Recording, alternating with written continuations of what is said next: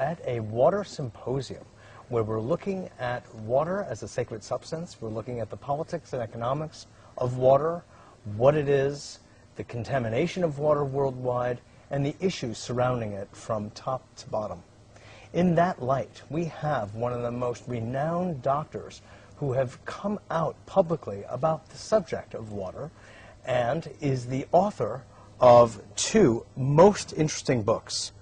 Dr. Batmanghelidj is the author of Your Body's Many Cries for Water, and most recently, Water Cures, Drugs Kill, How Water Cured Incurable Diseases.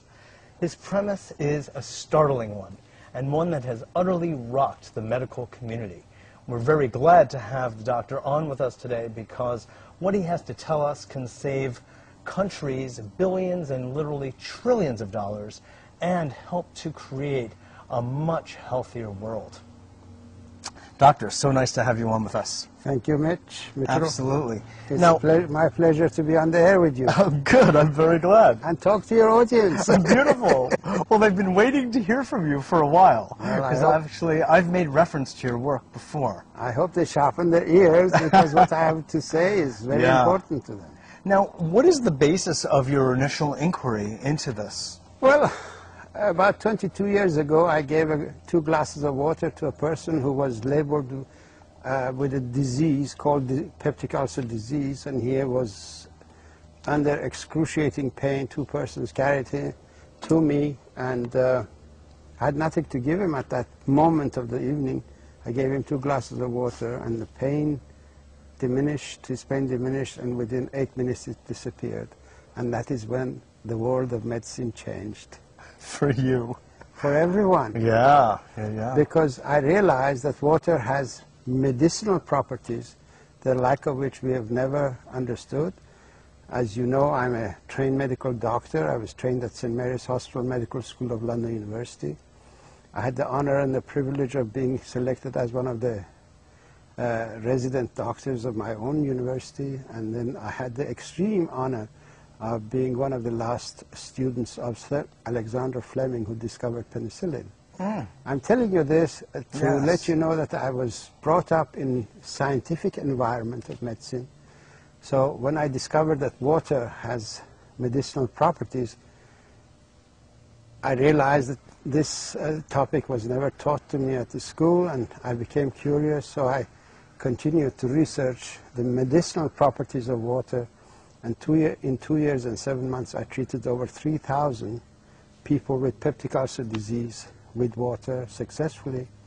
And I made a report on this discovery, and it was published as the main editorial of the Journal of Clinical Gastroenterology in June of 1983. And New York Times picked up the article and commented on it, and it was syndicated all over the world. Announced to the world that water had medicinal properties. I was hoping that someone would pick up and take off from there in the scientific medical community, and I was surprised when I discovered that nothing was happening. So I became a little bit upset with my colleagues in medicine, because this is a tremendous discovery to realize that water is a medication, but no one is looking at it. Or acting on it. But let me just ask about that study where you got 3,000 positive cures. Yes. How many were the number of people in the study? Oh, there were lots of people. 3,000 cures was every single one who tried the water got cured. Oh, so 3,000 of 3,000 got the cure? Yes, oh, absolutely. Okay. This is the important thing. Sure. Because then I came away with the understanding that these people were just thirsty.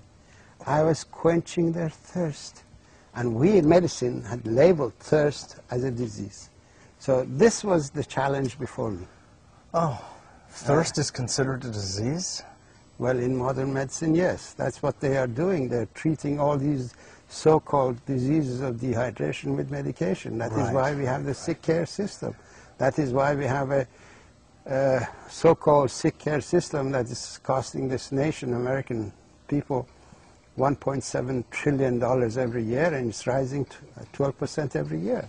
Well, because we in medicine never understood water, never realized that water is important, and we've always thought that it's a solid matter that dissolves in the water in the body that's important. So you helped to change the paradigm from thinking about the solid or solutes to the solvent. That is correct. The liquid. That's in 1987. I presented the guest lecture of a cancer conference under the title of Pain and Need for Paradigm Change, explained that the diseases of the human body occur when the body becomes dehydrated. That dehydration is the origin of pain and disease in the human body, including cancer.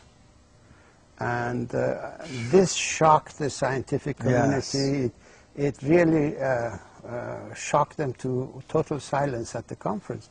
But one by one afterwards they came and thanked me for this information, because I had explained to them it's not this one item, one particle or another particle that causes the disease. In my approach, it's a system upheaval. A system, when a system is not functioning, it's that system that produces symptoms of dehydration that we've assumed to be disease conditions.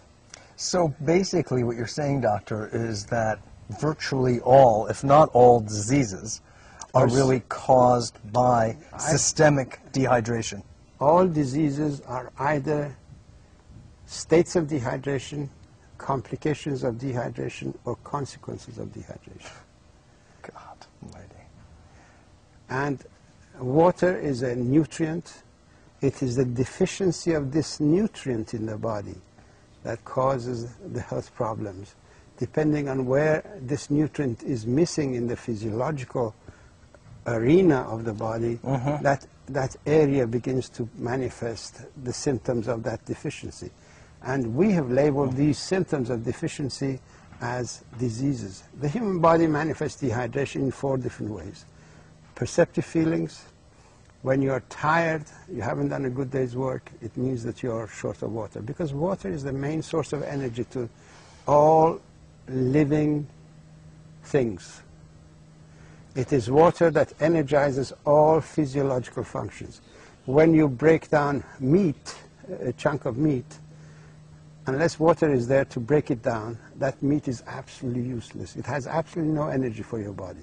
It is only when it's hydrolyzed, broken down by water, that the energy of meat comes out.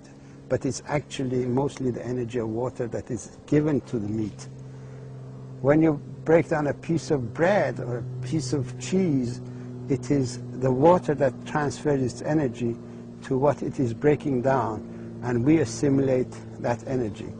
So basically, yes, water well, that's the transport function, the carrier function, which is generally known to medicine, is it not? It's not, no. That's not? The process of hydrolysis is a metabolism of water, and the medical community has assumed that water has absolutely no metabolism. It's an inert substance. It is a solvent, a means of transport, and a packing material. These are 3 life-sustaining properties of water. But water has 3 other life-giving properties. The life-giving properties of water are it produces hydroelectricity where you need electricity, when you need energy. All neurotransmission system depends on energy produced by hydroelectricity at the cell membrane of the nerve tissue. Then you have the process of hydrolysis, which energizes whatever it breaks down.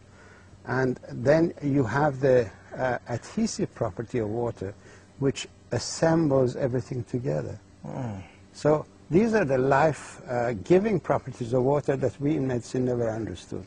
And this is what I brought out, and I published in my book, Your Body's Many Cries for Water. And now, after 10 years of that book being